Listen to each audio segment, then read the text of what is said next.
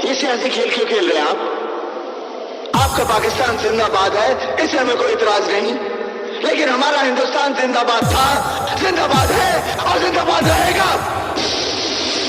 हिंदुस्तान जिंदाबाद, हिंदुस्तान जिंदाबाद, हिंदुस्तान जिंदाबाद, हिंदुस्तान जिंदाबाद। सबुठानु beautiful, I love my India।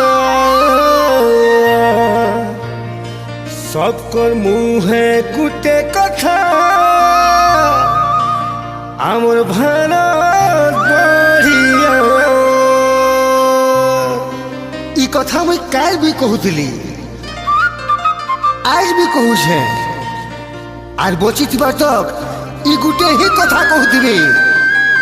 मेरा भारत महान।